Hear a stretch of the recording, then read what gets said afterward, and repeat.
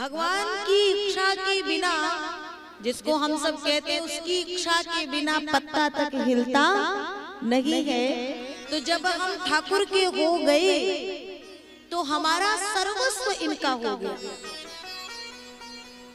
किसी संत ने बड़ी सुंदर पंक्ति कही है कि हरि इच्छा बिनु कुछ नहीं होता, हरि इच्छा बिनु कुछ नहीं होता, कर्ता कारक कर्म वही है।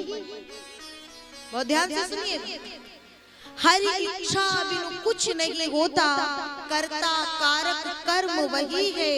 नर के मन पे, वचन पे और कर्म पे, नर के मन पे, वचन पे और कर्म पे हरि के हाथ की बस मोहर लगी है।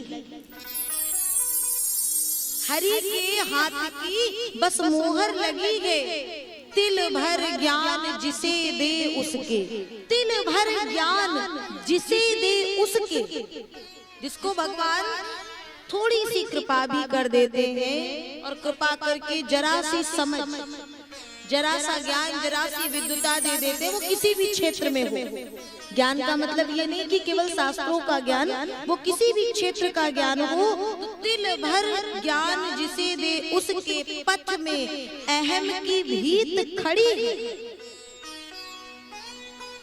जरा भी ज्ञान जिसको आता है, जरा सी समझ आती है, तो उसे अभिमान आने में देर नहीं लगती है। अगर वो ठाकुर जी के सहारे से जरा भी इधर उधर हटा, इधर उधर जरा भी हुआ सरकार, तो अभिमान को वहां विराजमान होने में तृण मात्र की देरी नहीं लगती है। और फिर कहते हैं हरि सर्वोपरि हरि के आगे, हरि सर्वोपरि हरि के आगे तेरी चली है ना मेरी चली।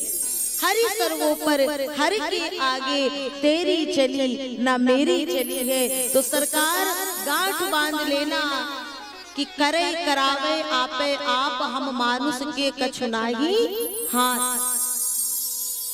ये बात मान करके और फिर कहना करे जो अर्पण तृण जल फूल, करे जो अर्पण तृण जल फूल, भुलाकर उसकी समस्त भूल, ये नाथ होते हैं सब विधि अनुकूल। नाथ होते हैं सब विधि अनुकूल। पत्रम पुष्पम फलम तोयम यो मे भक्त्या प्रेक्षति। आप भगवान को कुछ भी अर्पित करो, एक पत्र पुष्प भी अर्पित कर रहे हो तो भगवान की नजर में, भगवान की दृष्टि में उसका भी महत्व है। लेकिन ऐसा ना करना कि जैसे सत्यनारायण भगवान की कथा में बताते हैं ना, हमारे यहाँ कई पंडित जी लोग विराजमान हैं, अधिकतर सुनाया करते होंगे। तो बोले नाव में क्या भरा है? बोले कुछ नहीं सरकार, लता पत्रादि इत्यादि भरे। तो भगवान ने कहा जाओ तो लता पत्रादि ही हो जाए। भगवान के द्वार पे जाकर के कभी कभी जेब में हाथ डाले, किसको देना? पंडित जी को देना है। अरे पंडित जी क्या है, पंडित जी तो लेते ही रहते। तो जेब में हाथ डालो, कभी कभी बड़ा नोट निकल आता है धोखे से, और बड़ा निकला तो तुरंत क्यों जुगू बाबा होता है। हाँ अक्सर हम देखते, बड़ा नोट निकला अंदर, उससे छोटा, उससे छोटा, और कहते अभी नहीं, इससे जो मीडियम वाला भी है ना तो भी तभी चढ़ाएंगे जब भगवान हमारा ये काम कर देंगे, पंडित जी ऐसा आशीर्वाद दो। तो अगर पत्र पुष्प किसके लिए है? जहाँ कोई संसाधन न हो। लेकिन हम भक्त इतने चतुर गए, इतने चालाक हैं, कहते प्रभु आप तो पत्र पुष्प में ही रीझते हो। अरे भैया रीझ तो हर चीज में जाते हैं, उनको तो फिर पत्र पुष्प की भी आवश्यकता नहीं है, वो भी मत दो। लेकिन चतुराई यदि यहाँ करोगे तो यहाँ कोई चतुराई चलने वाली नहीं। जो भाव से प्रेम में डूब करके और जिसके पास कुछ भी नहीं है, तमाम जगत को रिझाने वाली वस्तुएं नहीं है, उनके लिए ये शब्द है करे जो अर्पण तृण जल फूल भुलाकर उसकी समस्त भूल। ये नाथ होते हैं सब विधि अनुकूल, और जब अनुकूल होते हैं तो कुछ इतना देते हैं कि हम उसे सहेज करके रखने की भी सामर्थ्य हमारे भीतर नहीं होती। और बहुत देते गए ठाकुर। और यहाँ देखिए तो जरा, नंद और यशोदा जी को क्या नहीं दिया। जिसके घर के आंगन में परात्पर अखिलेश्वर परब्रह्म परमात्मा स्वयं बालक बन करके आ जाए, सोचो जरा उसके पास में क्या कोई कमी अब रही होगी। नंद और यशोदा जी ने, नंदराय जी ने समस्त खजानों को खोला। और दूध दही की तो हम बात ही क्या कहें, दूध और दही की तो मानो नदी सी बहाई है। और जय हो नंद बाबा तुम्हें बधाई है, बधाई है। चारों ओर दूध दही की तो नदियां बह रही हैं। और तब कोई गा रहा है, कृष्ण जन्म सुनी आई, यशोदा मैया दे दे बधाई। तो कोई कह रहा है, तेरी नजर माई, तेरी नजर बनी रहे, दुनिया से हमको क्या। हमारे नंदराय जी ने समस्त खजानों को खोला और कहा, जिसकी जो इच्छा हो, मणि माणिक हीरा पन्ना मोती पुखराज सब ले लो, आज मैं किसी को रोकूंगा नहीं।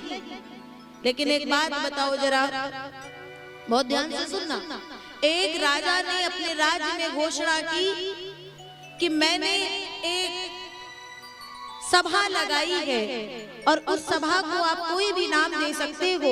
उसमें तमाम प्रकार की वस्तुएं प्रकार प्रकार की रखी हुई हैं। लेकिन जिसकी जो इच्छा हो उस वस्तु पर हाथ रखे, और जिस वस्तु पर वो हाथ रख देगा वो वस्तु उसकी हो जाएगी। अब भैया राज्य में पता चला तो जितने प्रजाजन हैं वो सभी दौड़ दौड़ करके पहुंचे। लेकिन वहां पहुंचने पर पता चला कि इसमें एक बात बीच में जुड़ी है। क्या? केवल एक ही वस्तु ले सकते हैं। ऐसा नहीं कि हर वस्तुओं पे हाथ रखते गए और सभी उनकी हो गई, नहीं। जिस एक वस्तु पे हाथ रखा है वही उसकी होगी। अब लोग लोभ के कारण पहुंच तो गए, लेकिन जो एक वस्तु पे हाथ रखे तो उसे दूसरी पसंद आ जाए, दूसरी भी वस्तु पे हाथ रखे तो बगल वाली और पसंद आ जाए। बड़ी विडंबना, सभी परेशान है।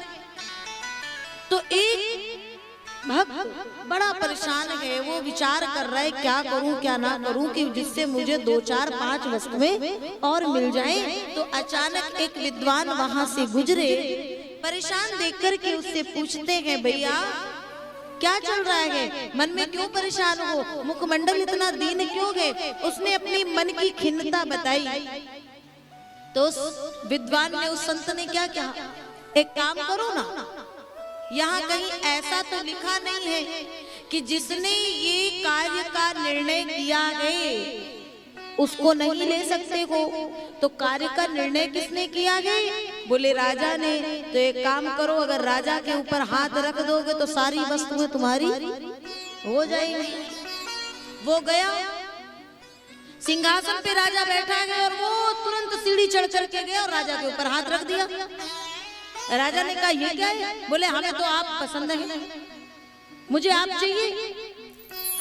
बोले क्यों भाई, वस्तुओं की बात है, मेरी बात नहीं गए। बोले आपके इस द्वार में कहीं भी ऐसा नहीं लिखा है कि राजा को छोड़ करके किसी भी वस्तु में हाथ रखना है, ऐसा तो नहीं लिखा है ना।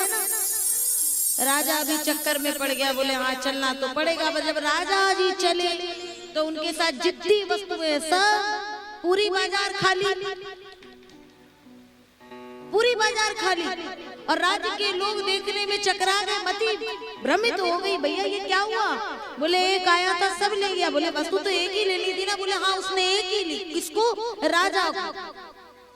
कहने का भाव, ये कथा क्या कह रही है कि राजा कौन है? परात्पर अखिलेश्वर परब्रह्म परमात्मा श्री कृष्ण। उसको आप किसी भी रूप में भज लो, दुर्गा काली कृष्ण राम शिव किसी भी रूप में, एक परमात्मा को उसके ऊपर हाथ रख लोगे, उसके चरण पकड़ लोगे, उसको गह लोगे, तो सरकार जगत की ब्रह्मांड की जितनी वस्तुएं हैं वो आपके पीछे पीछे लग जाएंगी। उनके पीछे आपको जाने की आवश्यकता नहीं पड़ेगी।